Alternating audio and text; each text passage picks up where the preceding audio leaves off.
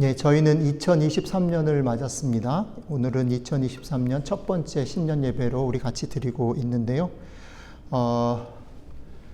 성경 말씀 속에 새로운 시작을 하는 그런 어떤 장면이나 그런 사건들이 뭐가 있을까, 어떤 것들을 같이 나누면 좋을까 고민을 하다가 제일 극적이고 제일 어떻게 보면 드라마틱한 그런 새로운 시작을 알리는 장면 중에 하나가 여호수아서 1장이 아닌가라는 생각이 들어서 1장을 택했고요. 그 중에 특별히 여호수아서 1장 이제 모세에서 여호수아로 지도자가 바뀌고 이제 광야를 지나서 가나안을 향해 들어가야 되는 이스라엘의 새로운 출발들을 나타내는 그 장면 속에서 디딤돌교회 식구들과 어떤 부분들을 가지고 얘기를 나누면 좋을까 생각을 했을 때 앞부분도 좋지만 1장 10절로 16절 아까 은경자매님 읽어주신 그 본문이 좋겠다라는 생각이 들어서 오늘 그 말씀으로 올 한 해 이렇게 좀 살았으면 좋겠고 이런 마음들로 같이 걸어갔으면 좋겠습니다라는 이야기들을 좀 나누려고 합니다. 금방 말씀드렸던 것처럼 여호수아서 1장은 이런 배경이 있습니다. 오늘 말씀 10절부터 16절을 이해하기 위해서는 두 가지 배경을 먼저 좀 생각을 할 필요가 있어요. 그 중에 첫 번째는 뭐냐면 1장 10절은 1장 1절부터 9절이 앞에 있는 거죠. 1절부터 9절의 사건이 10절부터 16절 사건을 보여주는 서막입니다. 그러니까 10절, 16절을 우리가 같이 나누려면 1절부터 9절에 어떤 일이 있었는지를 먼저 하나 살펴보아야 됩니다. 그리고 조금 더 넓혀서 보면 지금 이스라엘 백성들이 여호수아서를 통해서 얘기하려고 하는 모든 일들의 앞부분에 누가 있냐면 뭐가 있냐면 출애굽기가 있는 거죠. 그죠?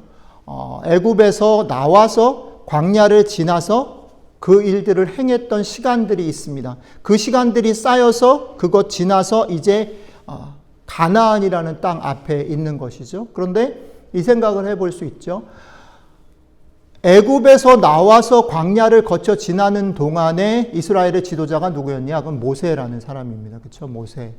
그리고 오늘 지금 이 사건으로부터 시작해서 여호수아서, 그러니까 여호수아라는 인물이 등장해서 가나안을 정복하는 일들에서의 지도자는 여호수아입니다. 그런데 우리가 그냥 한번 생각을 해보죠. 모세가 유명한가 여호수아가 더 유명한가? 모세가 더 훌륭한가 여호수아가 더 훌륭한가라고 그냥 커먼하게 생각을 해보면 확실히 모세가 비교할 수 없을 정도로 훌륭하다라는 거죠. 그래서 오늘 얘기를 생각하기 위해서는 이 부분을 먼저 생각을 해봐야 된다는 겁니다. 자, 그래서 먼저는 이 생각을 나눠보려고 합니다.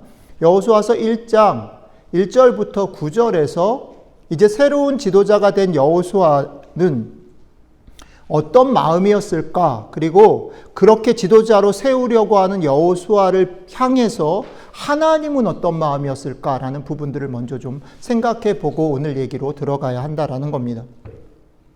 그냥 머리로 한번 떠올려 보십시오. 위대한 지도자가 있었습니다. 우리 지금식으로 말하면 전임 대통령, 전임 왕, 전임 총리 이런 사람들이 온 세상에서 유명한 사람. 요즘에 이제 최근에 끝난 월드컵으로 얘기를 하면 자기 앞에 캡틴이 너무너무 잘한 거죠. 지금 한국 월드컵에 손흥민이 캡틴으로 자리를 잡았지만 손흥민이 국가대표가 되기 전에는 박지성이 캡틴이었어요. 그죠? 그러니까 이런 식으로 그 캡틴이 어느 정도의 레벨에서 우리 국가대표팀을 이끌었는가에 따라서 그 다음에 캡틴이 된 사람이 갖는 부담이 만만치 않은 겁니다. 그렇죠? 감독으로 얘기하면 그런 거죠. 히딩크가 한국 사람들에게 보여주는 그 이미지가 있잖아요. 그죠? 그 부담이 있죠. 그런데 그 다음에 이번에는 또 누구죠? 벤투 오기 전에 많은 감독들이 있었는데 사실 그 감독들이 느꼈던 부담 중에 하나가 뭐냐면 히딩크가 너무 잘한 거예요. 그러니까 한국 축구가 4강 이상으로 올라가는 게 사실은 쉽지 않잖아요. 그런데 앞에 그 사람이 그걸 해버렸단 말이죠. 그러니까 그 다음 감독은 그 부담을 고스란히 지고 전전긍긍할 수밖에 없는 것입니다. 자, 지금의 상황이 그런 식으로 연상할 수 있는 것입니다. 모세가 너무너무 탁월했고 그 탁월한 모세가 정말 중요한 이스라엘에 있어서 기억에 남을 수밖에 없는 사건들을 일으키고 호련히 떠나버렸어요. 호련히 떠나버렸어요. 그리고 나서 이제 여호수아가 그 모세의 뒤를 이어서 얼결에 감독이 되고 왕이 되고 지도자가 되는 상황인 것입니다. 여러분들이 여호수아라면 어떤 마음이었을까 상상해 보면 좋겠습니다. 여러분들이 여호수아라면 어떤 마음이었을까? 본문 가운데 1절부터 9절까지 보여주는 여호수아의 모습 속에 제일 큰 특징이 뭡니까? 하나님이 여호수아에게 계속해서 말씀하세요. 여호수아는 한마디도 안 해요. 하나님만 얘기해요. 왜 얘기를 안 했을까? 할 말이 생각도 안 나고 정신이 없는 거지요. 그런데 하나님 계속 여호수아에게 뭐라고 말합니까? 반복해서 나오는 중요한 단어가 있어요. 뭐죠? 두려워하지 말아라. 강하고 담대해라. 두려워하지 말아라. 강하고 담대해라. 자, 어떤 사람이 앞에 있는 사람을 보고서 계속 두려워 마, 강하고 담대해라고 말하는 이유는 뭡니까? 그 사람이 역설적으로 무진장 떨고 있다라는 거죠. 그러니까 지금 여호수아는 아무 말도 하지 않지만 이 장면 속에서 우리가 당연히 압니다. 여호수아가 얼마나 지금 위축되고 두렵고 떨렸을까? 그죠? 그러니까 이걸 전제로 하는 거예요. 지금 두렵고 떨리고 어떻게 해야 될지 모르겠고 이걸 어떻게 리더십을 발휘해야 될지 이 사람들이 나를 정말 존경해 줄지 이런 두려움 가운데 여호수아가 있었다라는 것이죠. 너무 탁월한 선임의 뒤를 이어서 리더가 되어야 되는 권위의 무게가 있었을 것이고 새로운 도전 앞에 백지 같은 이스라엘 백성들 끌고 나가야 되는 부담이 있었을 것이고 이런 무게들을 짊어지고 새로운 리더인 여호수아가 덜덜덜 떨고 어떻게 해야 될지 모르고 어리둥절해 있었을 거라는 거죠. 그런데 여호수아서 1장 1절로부터 9절 속에서는 이런 여호수아를 리더로 세우기 위해서 하나님께서 어떻게 격려하고 어떻게 이 사람을 리더로 세우는가라고 말할 때 두 가지 대단히 특징적인 모습을 우리에게 보여준다라는 겁니다. 하나님은 여호수아를 어떻게든 격려해야만 했습니다. 하나님은 어떻게든 여호수아를 모세를 잇는 리더로 세워서 가나안으로 인도하는 이스라엘의 지도자로 세워야만 했습니다. 하나님은 이 일을 위해서 여호수아를 먼저 만납니다. 그리고 여호수아에게 두 가지를 얘기합니다. 첫 번째는 이겁니다. 하나님의 격려 방법의 첫 번째는 내가 너와 함께 하겠다. 내가 너와 함께 하겠다. 내가 너와 함께 하겠다. 내가 모세와 함께 했던 것처럼 너와 함께 하겠다. 라고 얘기합니다. 반복해서. 이 말이 어떤 의미냐면 성경의 출애굽기 상황들을 잘 보면 여호수아는 항상 모세 옆에 붙어 있었던 사람입니다. 하나님이 모세를 어떻게 지도자로 세웠고 어떻게 그를 통해서 이스라엘을 인도했는지를 제일 가까이서 근접해서 보았던 사람입니다. 그렇기 때문에 지금 하나님이 여호수아에게 내가 모세와 함께한 것처럼 너와 함께하겠다라고 하는 이 말은 여호수아에게 어떤 얘기를 깨닫게 하냐면 그래 하나님이 그랬었지 하나님 그런 분이지 하나님이 모세에게 이스라엘 백성에게 그런 분이었지를 다시 기억하게 하는 것입니다. 내가 모세에게 이스라엘 백성에게 그런 존재였던 것처럼 앞으로 너에게도 그런 존재가 될 거야 라고 자꾸 리마인드 시키는 겁니다. 그걸 기억해. 그렇죠? 약속을 재확인하는 거죠. 모세가 모세였던 이유는 이스라엘이 애굽을 나오고 이스라엘이 광야의 많은 일들을 겪어서 여기까지 올 수 있었던 것은 그들에게도 능력이 있을지 모르지만 아니 사실 내가 한 일이야 라는 것들을 다시 회복시키고 기억시킴으로 우리 하나님께서는 여호수아를 리더로 세우고 있다라는 겁니다. 그리고 나서 또 한 가지 중요한 얘기가 나오는데 내가 너와 함께 할 거야. 그러니까 두려워하지 마라. 마음을 강하게 하라. 그리고 나서 그 약속을 주고 나서 하나님께서는 여호수아에게 이렇게 말합니다. 그러니까 내 율법을 내가 너한테 얘기한 것, 내가 너한테 기대한 것, 내가 너와 너의 백성이 살기를 원하는 그 마음을 내 입에다가 둬서 언제든지 꺼내서 읽고 묵상하고 생각할 뿐 아니라 그것을 지켜서 그것을 기준으로 해서 삶을 살아라 라고 얘기합니다. 그러니까 여호수아를 리더로 세우는데 하나님이 사용하신 건 두 가지입니다. 하나는 뭐냐면 내가 네 편이야. 그러니까 내 약속을 믿어. 내가 너를 도울 거야. 내가 그 일을 할 거야. 그걸 잊지 마. 그것 때문에 너는 힘을 낼 수 있어. 라고 얘기하고, 또 하나는 네가 가야 될, 네가 행해야 될, 네가 리더십을 발휘해야 될 모든 것들 속에 기준이 필요해. 네가 원하는 것, 네가 생각하는 것, 네가 옳다고 생각하는 것, 네 감정의 업앤다운에 흔들리면 안 돼. 거기에다 기준을 두면 안 돼. 내가 너에게 기대하고 내가 원하는 그것을 항상 꺼내 볼 수 있도록 그 기준을 갖고 움직여. 그게 지도자야 라고 말씀하신다라는 겁니다. 이렇게 반복되는 격려와 도전이 여호수아서 1장 1절로 9절을 구성하고 있습니다. 이런 격려와 도전이 두 가지 것들을 통해서 여호수아는 이제 이스라엘의 새로운 지도자로 조금씩 자기 자신이 준비되어져 갔습니다.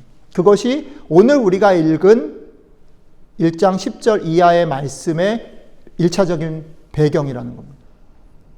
여호수아가 지도자로서 먼저 세워지는 일들이 있었고, 그 지도자로 세워지는 일들은 하나님의 끝없는 격려와 끝없는 도전, 이 두 가지로 주어졌다라는 겁니다. 그렇게 지도자로 세워질 수 있는 준비가 된 여호수아가 이제 오늘 읽은 본문 말씀의 첫 번째 이스라엘을 향한 지도력을 발휘하는 사건이 오늘 본문 말씀의 내용입니다. 자, 그런데 이 얘기를 이해하기 전에 한 가지만 더 우리가 살펴볼 것이 있습니다.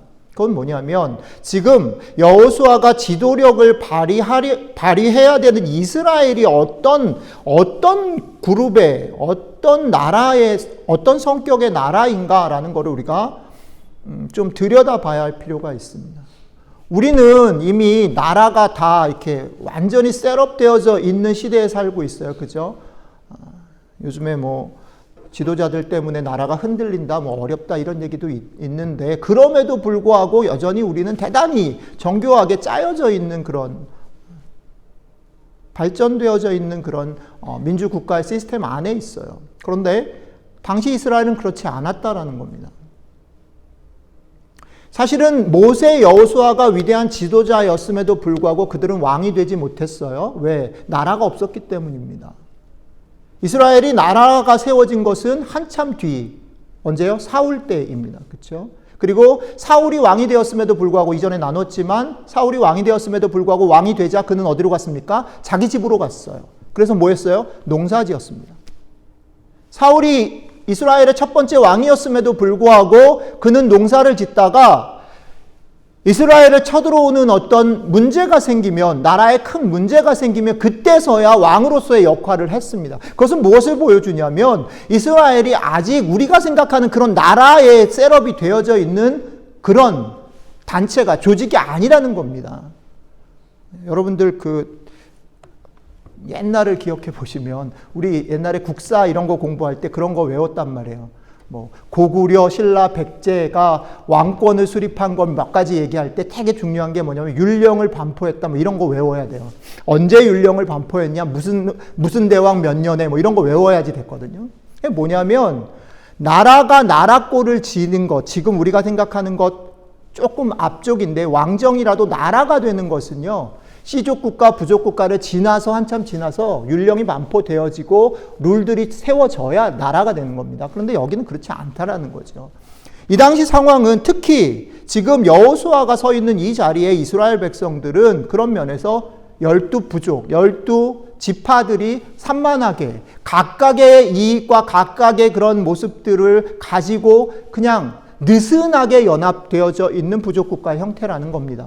이게 왜 중요하냐면 뒤에서 또 조금 다룰 문제들이랑 되게 밀접하게 관계가 되기 때문에 여러분들이 마음속에 이렇게 그렇구나, 이게 딱 하나로 몰고 갈 수 있는 그런 데가 아니구나라는 걸 마음에 두시면 좋겠습니다. 그 다음에 또 하나, 이스라엘 백성들이 우리가 생각할 때는 이렇게 고센 땅에서 다 이렇게 한 나라로 딱 있다가 애굽에서 딱 나오게 될 때 우리처럼 멋지게 대한민국 뭐 이러면서 짜자짜자짜 뭐 이랬을 거라고 생각하는데 아니 그렇지 않고요. 애굽에서 나올 때 이스라엘 백성들은 그냥 각기 나왔습니다. 각기 개인적으로 나왔어요. 가정별로 나왔고요. 거기서 보면 되게 재밌는 게 뭐냐면 이스라엘 12지파에 속하지 않은 잡족들도 같이 막 묻어서 나왔어요. 이게 되게 중요한 포인트예요. 그러니까 이스라엘의 지금 이 사람들은요. 이렇게 나라로서의 정체성을 갖고 있는 사람들이 아니라는 겁니다.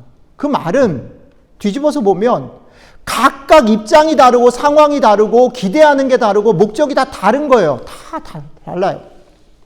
그런 사람들을 데리고 지금 여호수아가 리더십을 새롭게 발휘해야 됩니다. 그 다음에 또 한 가지만 더 얘기를 하면 지금 여호수아와 같이 가나안에 들어가려고 하는 사람들이 가진 중요한 특징이 뭐냐면 하나님께서 광야에서 그러니까 애굽에서 나와서 광야로 쭉 걸어갔던 사람들을 가나안에 안 들여보냈어요. 그죠?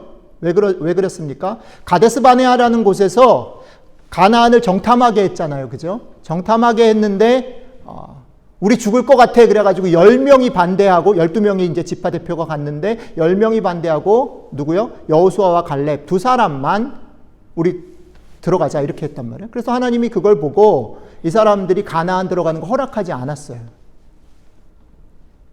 그 사람들이 모세를 포함해서 다 죽고 난 후에 그죠?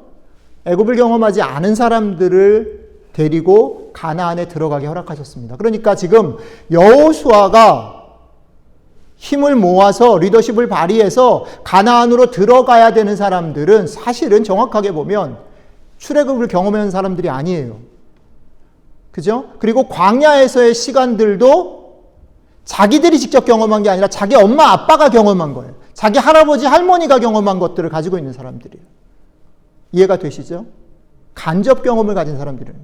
주워 들은 얘기라든지 자기 것들이 아닌 사람들인 거예요.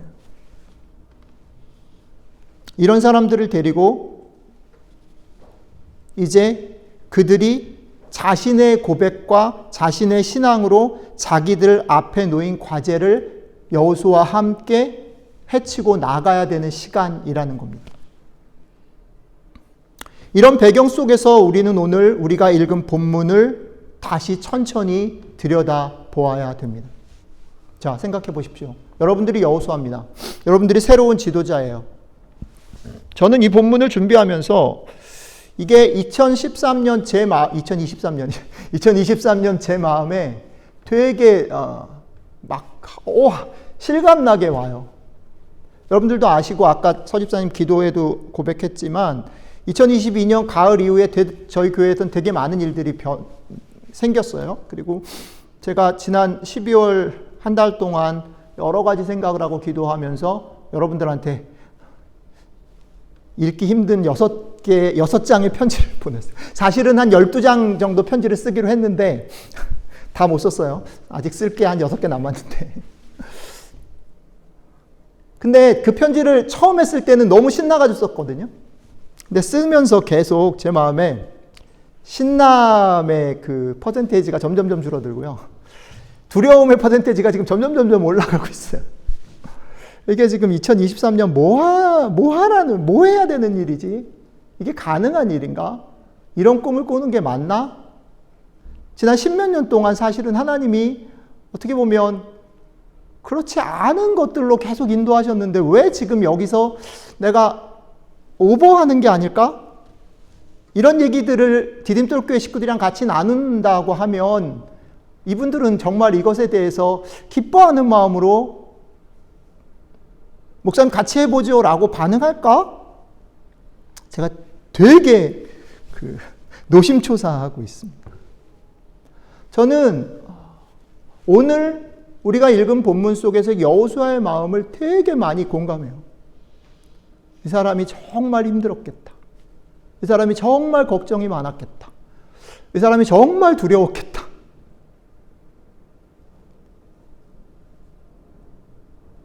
그런데 오늘 본문에 우리가 읽은 부분에서 그렇게 두려움을 가지고 그런데 리더가 아닌 거를 팽개칠 수 없잖아요. 포기할 수 없잖아요.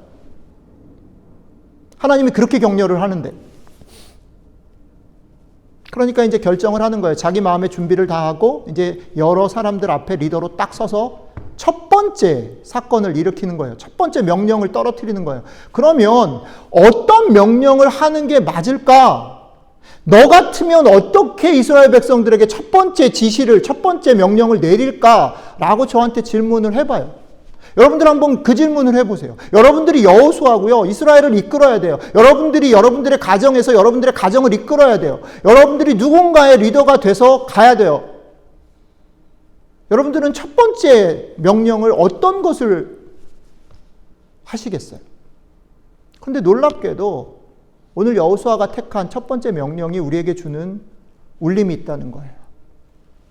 그래서 그거를 같이 좀 살펴보았으면 좋겠습니다. 오늘 본문의 내용은 어떻게 보면 그냥 읽으면 잘 이해가 안 돼요. 어떤 얘기냐면 간단히 정리하면 이런 겁니다. 여호수아가 어떤 얘기를 제일 먼저 하기로 결정을 했냐면 이런 거예요. 이스라엘 백성이 12지파가 있는데 요단강이 있거든요. 요단강을 건너면 이쪽 가나안이에요. 그리고 요단강을 안 건너면 여기는 광야거든요. 그런데 재밌는 건 뭐냐면 출애굽기와 신명기 이쪽 사건 속에서 여호수아 오기 전까지 어떤 일이 있었냐면 요단강 건너기 전 이쪽 동쪽 편 쪽에 땅을 전쟁을 하는 사건들이 계속 나와요. 아말렉도 이기고 막 이겨요. 그래서 여러 왕들을 이기거든요. 그리고서 요쪽 요단강 건너기 가나안 땅이 아닌 광야의 이쪽 부분의 땅들 중에 12지파 중에 3지파 반이 이미 이 땅을 자기 소유로 차지했어요. 그러니까 그 3지파 반은 안 건너가도 되는 거예요. 왜? 자기 받을 땅이 저쪽에 없어요. 여기 다 받았어요. 근데 여호수아가 그러니까 요단강을 건너서 가나안으로 들어가기 전에 그 리더십을 발휘하기 전에 1번 누구한테 뭘 얘기를 하냐면 이쪽에 땅을 이미 받은 사람들을 딱 세워놓고 그 사람들한테 1번 얘기를 하는 게 오늘 장면이라는 거예요. 여호수아가 왜 이걸 선택했을까? 이게 도대체 무슨 의미일까? 우리가 오늘 생각해 봤으면 좋겠다. 2023년을 생각하면서 디딤돌 공동체를 바라보면서 하나님이 우리에게 무엇을 얘기하시는가, 어떻게 같이 갈 건가라는 생각들을 해보면 좋겠다라는 생각이 들었어요. 금방도 말씀드렸지만 지금 여호수아 앞에 쓴 3지파 반의 리더들은, 3지파 반의 사람들은 사실은 여호수아의 말을 무시해도 됩니다. 안 들어도 돼요. 왜? 그들은 이미 다 받았거든요. 지금 여호수아가 말하는 이 말이 그 사람들의 필요와는 상관이 없는 것이에요. 참여하지 않아도 됩니다. 그 명령을 듣지 않아도 돼요. 그런데 그 사람들에게 여호수아는 1번으로 말을 하고 오늘 본문 아까 은경 씨가 읽어준 맨 끝에 보면 그 사람들도 그 여호수아의 말에 어떻게 해요? 저는 아까 그 말, 우리 예배 시작하면서 처음 안 목사님이 말씀 잘 픽해 주셔가지고 가끔은 영어로 읽으면 훨씬 더 와닿죠. 어디로 가든지 wherever you go, whatever I do. 그러니까 이게 사실은 제가 좋아하는 그 소방관들의 그런 영화 장면에서도 나오는 건데 같이 불을 끌어 갔다가 대원 중에 한 명이 불 속에 떨어지는데 대장이 딱 손을 잡고 얘기를 하는 거예요. 네가 가면 우리도 간다. 네가 하면 우리도 한다. 이거거든요. 근데 그 얘기를 지금 이미 다 누리고 이미 그렇게 하지 않아도 그런 필요를 전혀 느끼지 않는 사람들이 여호수아에게 대답을 하고 있다. 여호수아가 같이 가자라고 말을 하는 것도 상당히 이상한 거지만 그것에 대해서 기꺼이 그렇게 하겠습니다라고 말하는 것도 제법 이상한 거라는 거죠. 그러면 그게 왜 가능했고 그게 왜 중요한가라는 얘기를 조금 더 살펴볼 필요가 있는 거죠. 이 말이 보여주는 가장 중요한, 제가 보기에는 성경이 얘기하는 여러 가지 얘기들 중에 사실은 우리가 교회로 모여야 한다, 우리가 구원을 받는다, 하나님의 백성이 된다라는 것을 설명하는 대단히 중요한 원리 중에 하나가 저는 여기 있다라고 생각을 해요. 그건 뭐냐면 우리는 그렇습니다. 우리는 예수 그리스도가 나의 주님이시고 나를 위해 죽으셨다라는 것을 개인적으로 고백함으로 구원을 받습니다. 그렇죠? 우리 엄마 아빠가 아무리 교회 생활을 오래 했어도 우리 할아버지가 훌륭하신 분이라도 내가 자동적으로 구원을 받지 않아요. 그렇죠?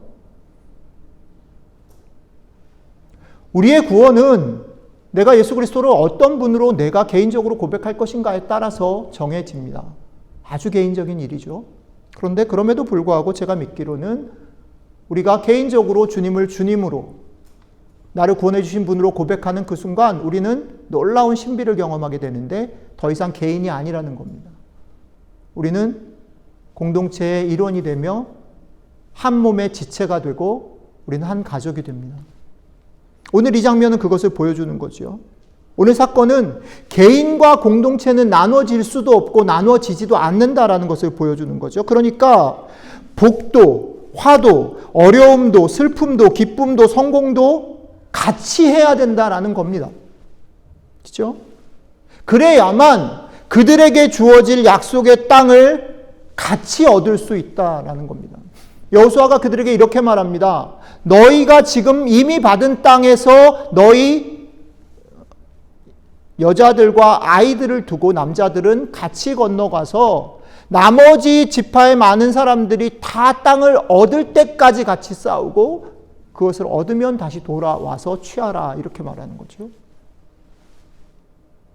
이게 근데 사실은 현실적으로 왜 중요하고 어렵냐면 이미 자기 것을 받은 사람은 이미 충분히 누리고 있는 사람들은 아직 얻지 못한 사람의 마음을 내추럴리 헤아리기 어렵기 때문입니다. 그들은 가만히 있으면 그래야 될 필요를 느낄 수 없습니다. 여러분 제가 자주 말씀드리는 건데 우리가 신앙생활을 할 때 정직하게 들여다보아야 할 필요가 있어요. 우리 속을. 우리가 크리스천이 되는 건 그렇게 자연스럽게 되지 않습니다. 거스려야 되는 순간들이 있고 거스려야 되는 도전들이 있어요. 왜요? 우리들은 그렇게 이타적이지 않고 우리들은 그렇게 선하지 않기 때문입니다. 우리들은 어쩔 수 없이 나 중심적이고 우리들은 나를 먼저 생각할 수밖에 없어요. 그렇기 때문에 오늘 이 말씀, 이 사건은 우리에게 이런 도전을 합니다. 그것이 자연스럽게 우리 속에서 나오는 것이 아니기 때문에 다짐하고 다시 도전을 받아야 된다라는 겁니다.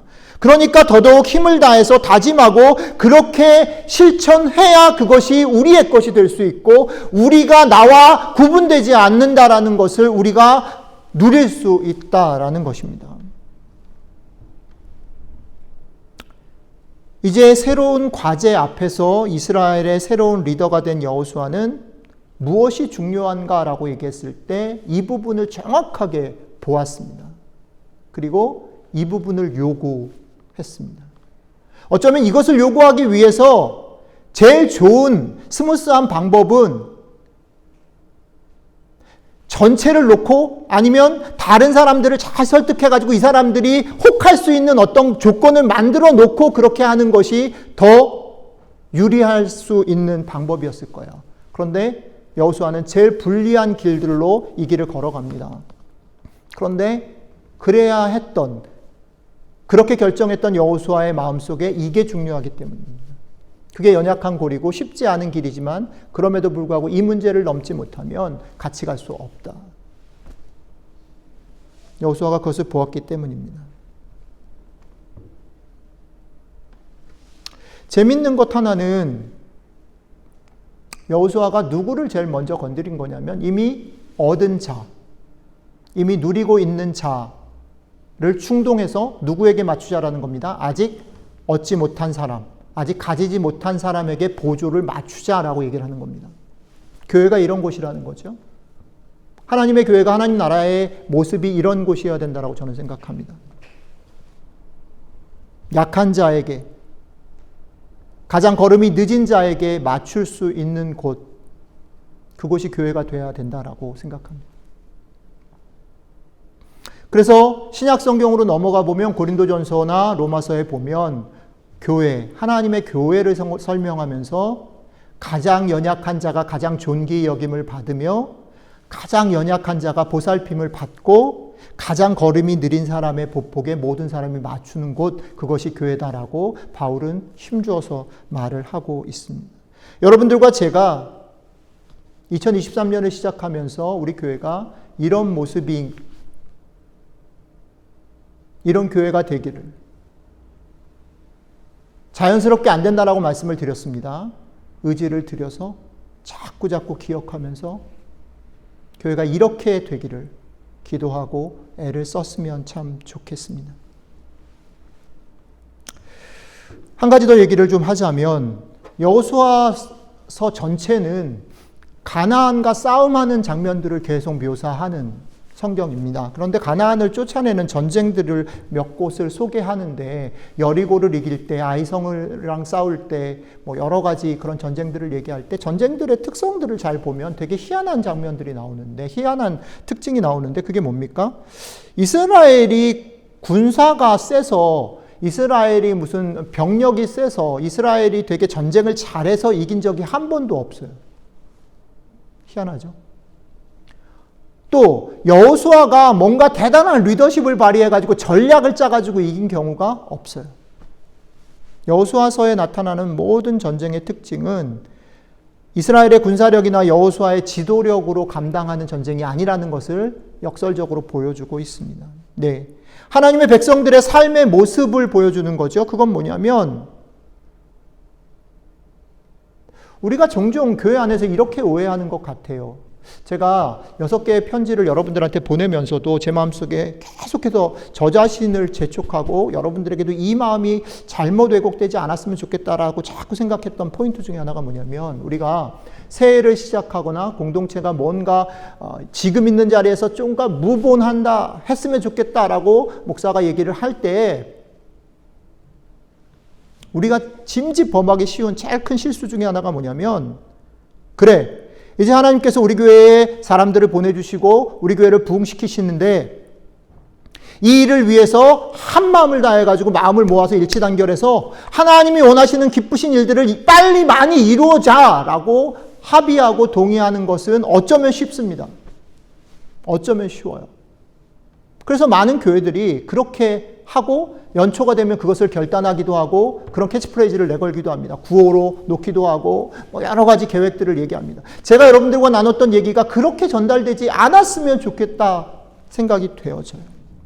왜냐하면 그렇게 달려가고 목표를 정하고 어떤 것을 이루자, 그래서 하나님을 기쁘시게 해드리자라고 말할 때 어떤 일들이 동일하게 동시에 일어나냐면, 그러기 때문에 한 사람 한 사람 우리 안에 있는 개인들이 무시되거나 혹은 제일 좋은 길을 가기 위해서 목사님 말에 순종하고 교회가 결정한 것을 다 따라야 된다라고 밀어붙이는 일들이 발생한다라는 겁니다. 그러나 성경은 그 얘기를 하지 않아요. 성경은 우리에게 그렇게 얘기하지 않아요. 하나님 나라의 공동체를 그렇게 소개하고 있지 않습니다. 여호수아가 취한 방법이 그렇지 않다라고 우리에게 말을 합니다. 그렇다면 어떤 방법들을 가져야 할까요? 어떤 원리들을 가지고 우리가 마음을 모아서 같이 걸어가야 할까요? 아까 앞부분에 말씀드렸던 여호수아서 1장 1절부터 9절 속에 하나님이 여호수아를 향하여 여호수아를 격려하고 여호수아를 지도자로 세웠던 그 장면으로 돌아가야 합니다. 두 가지 얘기 드렸죠. 하나는 뭡니까? 하나님의 약속을 기초로 해서 격려하신 것이 있었어요. 또 하나는 뭡니까? 하나님께서 그들에게, 여호수아에게, 이스라엘 백성들에게 주셨던 기준이 있었어요. 격려와 도전, 약속과 기준. 그런데 여기서 되게 중요한 게 뭐냐면, 약속은 이거죠. 내가 너와 함께 할 것을 믿어라. 내가 너와 함께 하고 내가 너를 그렇게 할 거다라는 게 약속이라면, 기준이라는 것은 이 율법책을 내 입에 두어서 주야로 묵상하고 그것을 다 지켜 행하라는 게 기준이에요. 그죠? 그런데 그 기준이라는 게 저는 대단히 중요하다고 보는 것이에요. 뭐냐면 교회 안에 저를 포함해서 사역자들이, 지도자들이 범할 수 있는 제일 큰 실수 중에 하나, 그리고 제일 쉽게 교회를 리드하고 이끌고 갈 수 있는 방법 중에 하나가 뭐냐면, 모든 권한을, 모든 힘을 목사가 갖는 거예요. 목사는 항상 옳다라고 쇠뇌시키고 그렇게 주장하는 거예요. 그러면서 교회 안에 잘못된 오해 중에 하나가 뭐냐면 목사님의 잘못은 하나님이 직접 처리할 거야. 우리는 기도만 하면 돼라고 하는 것이에요. 그렇지 않습니다, 여러분. 그렇지 않아요. 오늘 성경은 여호수아에게 어떻게 말하냐면 여호수아가 품은 뜻을 이스라엘이 쫓아야 되고 순종해야 된다라고 말하지 않아요. 이분 여호수아조차도 하나님의 율법 앞에, 하나님의 기준 앞에 이스라엘 백성과 동일하게 서야 한다라고 말합니다. 이 말 너무너무 중요합니다. 이것이 디딤돌 교회 안에 여러분들과 저에게 주시는 말씀이 되기를 바라요. 왜냐하면 저도 교회 생활을 지금 50몇 년째 하고 있는데 교회 안에 제일 어려운 게 뭐냐면 이런 겁니다. 내 교회라고 생각하는 건 너무 소중해요. 내 교회라고 생각 안 하니까 교회가 그냥 힘이 없는 거예요. 그냥 왔다 갔다만 하는 거예요. 저는 그거 반대예요. 여러분들 교회라고 생각하고 다니셔야 돼요. 그러셨으면 좋겠어요. 아파하고 힘들어하고 싸우기도 하고 그러면서 다니셔야 돼요. 그런데 거기서 되게 중요한 게 있어요. 내 교회 맞아요. 하나님 나에게 주신 교회여야 돼요. 그러나 이게 하나님의 교회임을 또한 잊으면 안 돼요. 그러니까 내가 가졌던 신앙의 확신, 내가 가졌던 신앙의 경험, 내가 가졌던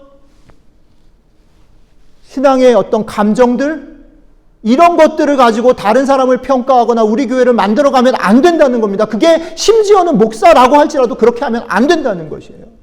그것이 우리가 제일 중요하게 조심하고 정말로 서로 경고하고 지켜나가야 되는 되게 중요한 요소 중에 하나라는 겁니다. 모든 성도들이 목사를 포함해서 하나님의 말씀 앞에, 하나님이 우리에게 주시는 말씀 앞에 귀를 기울이고 순종하고 그 말씀을 듣고 그것을 비추어서 우리 교회가 잘 가고 있는지, 우리 가정이 잘 가고 있는지, 내가 잘 가고 있는지를 들여다보는 일들이 우리 속에, 몸에, 삶에 배어 있어야 된다. 그러지 않으면 넘어지는 거예요. 그러지 않으면 잘못되는 거예요. 그러지 않으면 우리가 하는 모든 결과들이나 수고들이 의미 없어지는 거예요. 저는 너무 많이 봤습니다. 자기가 원하는 것대로 되어질 때 너무너무 헌신하고 충성봉사하던 사람들이 그것들이 조금 틀어졌을 때 교회를 얼마나 어지럽히고 힘들게 하는지 너무너무 많이 봤습니다. 그것이 어떨 때는 목사가 될 수도 있고, 그것이 어떨 때는 장로님이 될 수도 있고, 그것이 어떨 때는 어떤 교인이 될 수도 있어요. 왜 이런 일이 일어납니까? 교회가 하나님의 기준 앞에 개개인들이, 교회 전체가 무릎을 꿇을 수 있어야 된다. 그것이 제일 중요한 가치다라는 것들을 이해해야 하기 때문에 그것 위에 바로 서는 것, 그것이 중요합니다. 이미 가진 자도, 이미 아직 얻지 못한 자도, 지도자도, 따르는 백성도 자기의 경험이나 상식이나 형편이나 감정을 앞세우면 안 됩니다. 모두 다 하나님의 말씀 앞에 서야 되고 그것에 서서 또 하나 치우치지 말아야 합니다. 어려운 얘기를 다 드렸습니다. 세 가지 부탁을 꼭 드리고 싶었어요. 오늘 말씀을 나누면서. 첫 번째, 저를 위해서 꼭 좀 기도해 주시면 좋겠어요.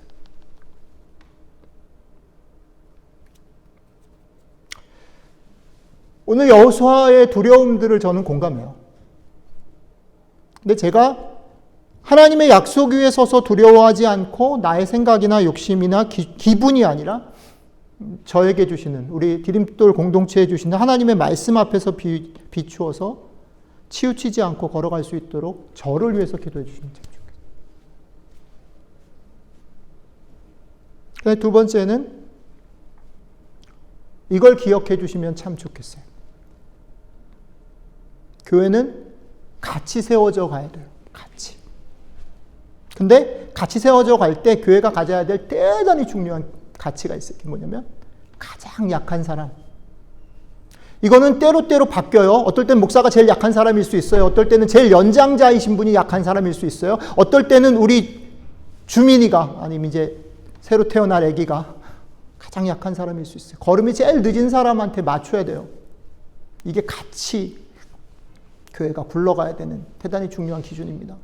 저는 사랑하는 디딤돌 교회가 우리 안에 한 번 오던, 우리 멤버로 같이 가던 우리 안에 있는 사람들, 하나님 우리에게 허락해 주신 사람들 중에 가장 지금 힘들고 가장 연약한 사람에게 보폭을 맞추고 걸음을 맞추고 그 사람을 배려해 줄 수 있는 공동체가 되었으면 좋겠어요. 그리고 그렇게 같이 격려하며 걸어가는, 같이 세워져 가는 교회가 되었으면 좋겠어요. 이것을 기억해 주시면 좋겠어요. 마지막,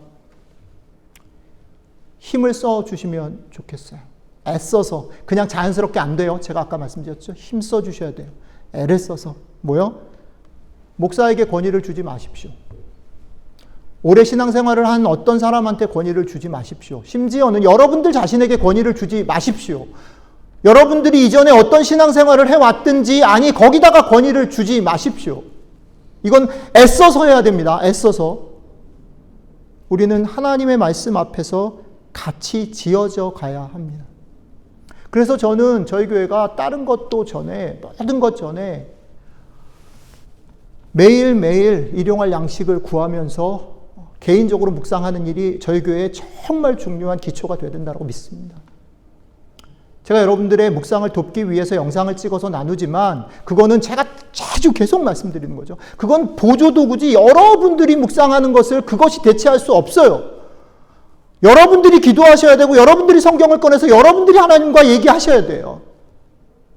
목사의 얘기는, 목사가 돕는 것은 그러기 너무 힘들 때, 그런 방법을 모를 때 도와드릴 수 있어요. 그러나 그것은 보조도구이지 여러분들이 하나님을 만나는 것의 대체제가 될 수 없어요. 저는 저희 교회 모든 식구들이 하나님 앞에 홀로, 아무런 다른 중보자나 도움 없이 하나님 앞에 홀로 쓸 수 있는 존재로 부름받았다라고 믿습니다. 그리고 그것을 해야 합니다. 그것을 해야 우리가 우리 자신의 권위를 두지 않아요. 우리 자신이 가지고 있는 상식이나 경험 위에다가 무언가를 놓지 않아요. 그래야만 교회가, 그래야만 디딤돌이 하나님이 아름답게 이 시대에 사용할 수 있는 디딤돌이 됩니다.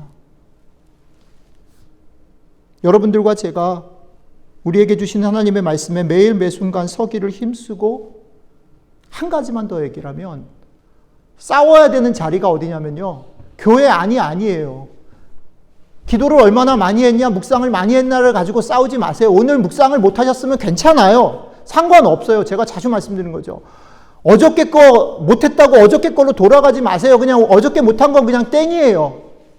상관없어요. 그냥 오늘 걸 하시면 돼요. 그런데 묵상을 해야 되는 이유, 기도를 해야 되는 이유는요, 묵상을 위해서, 기도를 위해서 하는 게 아니라 오늘 내가 좋은 아빠가 되고, 내가 오늘 좋은 엄마가 되고, 내가 오늘 좋은 이웃이 되기 위해서 그렇게 하는 것입니다. 내가 세상 속에서, 내가 보냄받은 곳에서 싸워야 될 일들을 위해서 묵상을 하는 것이고 하나님을 만나는 것입니다. 목사님, 요즘에 제가 기도를 잘 못해요. 괜찮아요. 그런데 이러면 안 돼요. 목사님, 제가 요즘에 아이들을 막 함부로 대요. 이러시면 안 돼요. 그거 안 돼요. 목사님, 제가 용기를 내야 되는데 주눅이 들어서 안 돼요. 그러시면 안 돼요. 그럴 때 연락하세요. 같이 기도하면서 힘을 내셔야 돼요. 우리가 가야 될 것, 우리가 싸워야 될 것은 뭐냐면, 우리 각자의 삶으로 보내신 그 자리에서 우리가 때로는 용기를 내고 싸우고, 때로는 참고, 때로는 견디고 해야 되는 싸움들을 같이 격려하면서 가는 것, 그 일을 위해서 디딤돌 교회가 존재하고 목사인 제가 존재합니다. 여러분들이 존재하는 거예요. 첫 주 얘기가 길어졌습니다. 근데 이 세 가지 꼭 좀 기억을 1년 내내 좀 해주시면 좋겠어요. 저를 위해서 기도해 주시고, 그 다음에 두 번째는 기억해 주시고 힘써 주십시오. 하나님께서 여러분들과 저를 디딤돌이라는 공동체에 보내셔서 그렇게 같이 지어져 가시기를 주님의 이름으로 축복합니다. 기도하겠습니다. 잠깐 같이 기도하실 때 한 30초 정도만 제가 그냥 하고 싶은 얘기들을 막 나눴는데, 여러분들 속에 한 가지라도 하나님께서 주시는 마음들이 있었으면 좋겠고, 그것을 붙잡고 잠깐 기도하실 수 있으면 좋겠습니다. 한 30초 정도 기도하신 후에 제가 마무리하는 기도하고 마칠게요. 같이 기도하겠습니다. 주님, 우리 가운데 거룩한 부르심, 우리 가운데 이 두려운 부르심 앞에 같이 힘을 모아 같이 걸어가며 주 약속 위에 서서 주님의 기준을 따라 살아가는 저희들 될 수 있도록 도와주시면 정말 좋겠습니다. 주님 다시 한번 우리를 불쌍히 여주시고 이 한 해를 인도해 주시면 좋겠습니다. 사랑하는 형제자매들을 주님 손에 그렇게 올려드려요. 좀 받으시고 도와주십시오. 주님, 지난 한 해 2022년도 여러 가지 많은 일들 가운데서도 저희를 지켜주신 하나님 감사합니다. 특별히 사랑하는 디딤돌 공동체를 축복하셔서 여러 가지 모습으로 새로운 한 해를 맞을 준비들을 하게 해주셔서 고맙습니다. 이제 새로운 한 해를 사랑하는 디딤돌 형제자매들과 같이 걸어가려고 할 때에 주님께서 오늘 주신 말씀들을 기억합니다. 우리의 경험이나 상식이나 감정이나 어떤 우리의 기대들을 기준으로 두지 않고 주께서 주신 약속과 주께서 주신 기준에 매일매일 맞추고 주님 앞에 순종함으로 우리가 서로를 격려하고 또 우리를 보내신 그 자리에서 열심히 최선을 다해서 누리고 싸우고 묵묵히 살아가는 저희들이 될 수 있도록 올 한 해 우리를 지켜주시면 정말 좋겠습니다. 하나님, 우리 가운데 담대함을 주시고 주의 약속을 다시 확인시켜 주시고 서로를 일으켜 세우셔서 격려하며 한 해를 같이 걸어갈 수 있도록 허락하여 주시옵소서. 감사드리며 우리 주 예수 그리스도의 이름으로 기도드렸습니다. 아멘. 예, 자리에서 일어나셔서 헌금 드리도록 하겠습니다. 은경자매님 헌금 좀 가져다 주시고요.